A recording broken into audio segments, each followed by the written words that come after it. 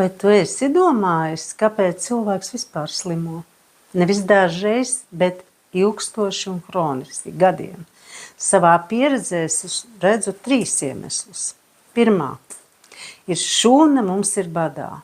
Mēs gan ēdam, bet šūnas nesaņem vajadzīgo. Tās ir aminoskābes, vitamīnus, minerālus, šķiedrvielas, taukskābes. Bez šīm būvmateriāliem ķermenis nevar atjaunoties. Nogurums, stress, vāja imunitāte, hormonālais disbalans, tas viss sākas šūnu līmenī. Otrais iemesls – piesārņota vide.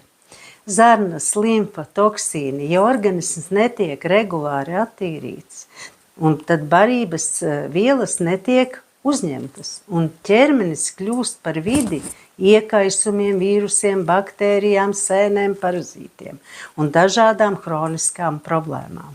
Un trešais – ūdens trūkums un neatbilstošs ūdens. Bez kvalitatīva ūdens nenotiek attīrīšanās, ne šūnu barošana.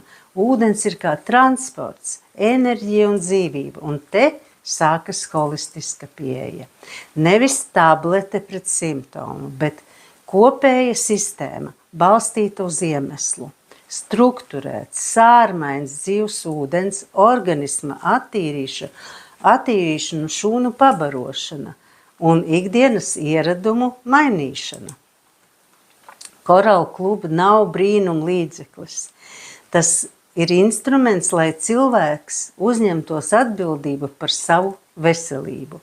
Kad tu dod ķermenim to, kas viņam nepieciešams, un radi pareizo vidi, tad tas sāk pats sevi dziedināt. Ja tev ir svarīga ilgtermiņa veselība, enerģija un dzīves kvalitāte, sāc nevis ar bailēm no slimības, bet ar rūpēm par savu ķermeni katru dienu.